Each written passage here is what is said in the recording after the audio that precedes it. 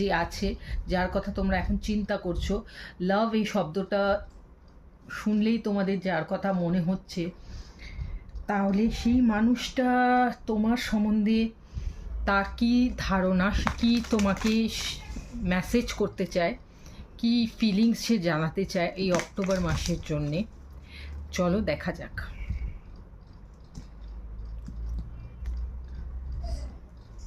প্রথম মেসেজটা হলো শ্যাডো সাইড, নেক্সট হলো স্যাবোটেজ, থার্ড হলো রিফ্লেকশন।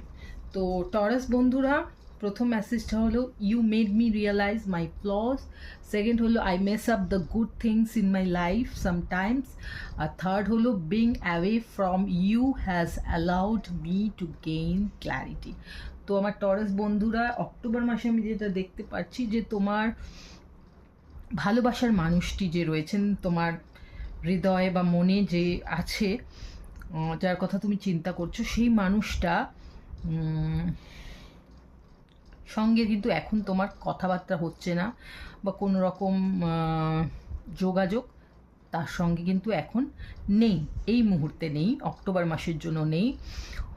এখানে আমি দেখতে পাচ্ছি যে হয়তো সেই ব্যক্তি তোমার সঙ্গে এমন কিছু করেছে তোমাদের রিলেশনশিপে সে এমন কিছু কাজ করেছে যেটার জন্য তোমাদের মধ্যে এই দূরত্বটা বেড়ে গেছে।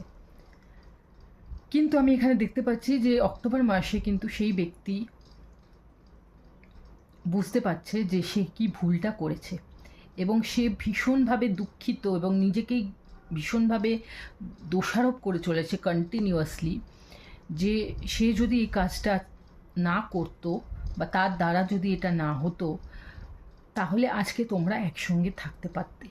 সে তোমাকে ভীষণভাবে মিস করছে এবং বারবার তার এই কর্মের জন্য কিন্তু সে ভীষণভাবে নিজেকে দোষারোপ করে চলেছে তার কৃতকর্মের জন্য। তো তার সে যদি এই মুহূর্তে তোমাকে মেসেজ করে বা করতো, তাহলে তার মেসেজগুলো এটাই হতো যে আমি আমার ভুল বুঝতে পেরেছি, আমি চাই তুমি আমাদের রিলেশনশিপটা আবার নতুন করে শুরু করুক, এবং আমি এখন তোমার থেকে দূরে গিয়ে আমি বুঝতে পেরেছি যে আমি কত বড় ভুলটা করেছি।